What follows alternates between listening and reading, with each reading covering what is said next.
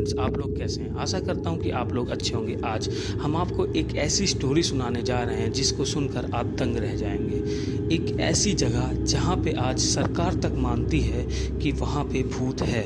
वहां पे आपको स्पष्ट शब्दों में लिखा मिल जाएगा कि यहाँ आप अपनी जिम्मेदारी से जाएं, उसमें इस देश की सरकार की कोई जिम्मेदारी नहीं होगी।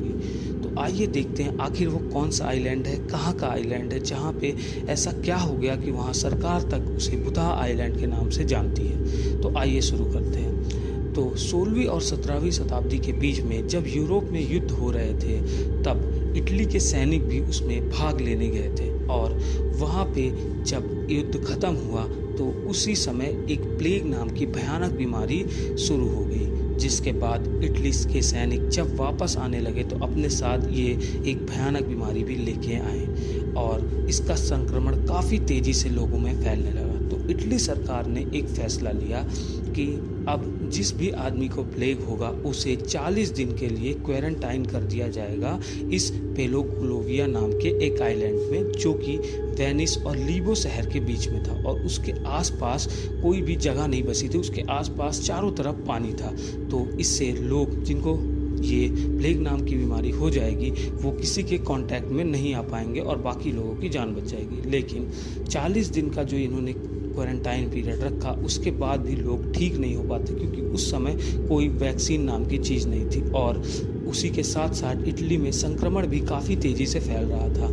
और वो जो आइलैंड था वो लगभग 17 एकड़ में फैला हुआ था, जिसके बावजूद वहाँ पे इटली की जनसंख्या में इतनी तेज़ से प्लेग फैलने लगा कि वो जो आइलैंड था वो पूरी तरीके से भर गया था। तभी इटली की सरकार ने एक अजीबोगरीब फैसला लिया। उन्होंने डिसाइड किया कि जितने भी लोगों को जो एकदम मरने की हालत में हैं उस जगह में, मतलब उस आइलैंड में, उनको जिंदा जला दिया जाए। और वहाँ पे ऐसा ही हुआ, उन लोगों को जिंदा जला दिया जाए।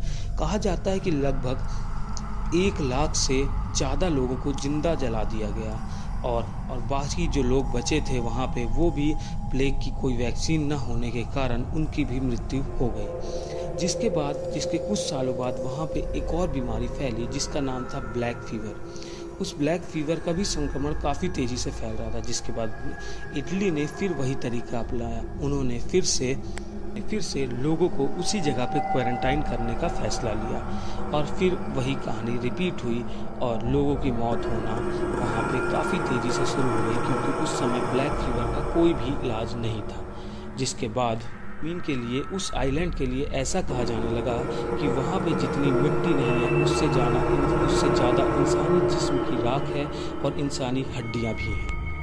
वहाँ के लोगों में डर बढ़ गया और लोग वहाँ जाने से इनकार करने लगे। तो इटली सरकार ने वहाँ पे एक मेंटल हॉस्पिटल खोलने का फैसला लिया, जिसके बाद वहाँ पे काफ़ी मरीज़ आए, वहाँ पे काफ़ी डॉक्टर्स को, काफ़ी नर्स को, काफ़ी मरीज़ों के रिश्तेदार भी जाने आने लगे। लेकिन उसके कुछ समय बाद ही वहाँ पे काफ़ी अजीब आवाज़ें सुनाई देने लगी और वहाँ के कई डॉक्टर्स दिमागी रूप से अनफिट हो गए, दिमागी रूप से पागल हो गए। वहाँ की कई नर्स तो हॉस्पिटल छोड़ कर भाग गई, कई मरीज़ों की वहाँ मृत्यु भी हो गई। जिसके बाद 1960 में इस हॉस्पिटल को बंद करने का फैसला लिया गया। फिर इटली सरकार ने इस जगह को लीज पर बेचने का फैसला किया। फिर वहाँ पे एक स्विट्ज़रलैंड के रिच आदमी थे जिन्होंने उस आइलैंड को ख़रीदने की कोशिश की और उस आइलैंड को ख़रीद भी लिया, जिसके कुछ दिन बाद ही उनकी रहस्यमयी तरीके से मौत भी हो गई। और उसके बाद एक जर्मनी के करोड़पति आदमी ने उसको ख़रीदा और उसकी हार्ट अटैक से मृत्यु हो गई। फिर उसके कुछ दिनों बाद एक इंडस्ट्रीज ने भी उसको ख़रीदा, जिसके बाद उसका दिमागी रूप से मानसिक संतुलन खराब हो गया। जिसके बाद इटली सरकार ने 2015 में ये फैसला लिया कि इस ज़मीन में जो भी जाएगा, इस आइलैंड में जो भी जाएगा, वह उसके लिए खुद ही जिम्मेदार होगा। अगर वहाँ उसके साथ कुछ भी होता है तो उसके लिए इटली सरकार जिम्मेदार नहीं है। अगर आपको ये स्टोरी अच्छी लगी हो तो प्लीज़ हमारे चैनल को सब्सक्राइब करें। हम आगे भी आपके लिए ऐसे ही हॉरर प्लेसेस की स्टोरीज़ लेके आएंगे।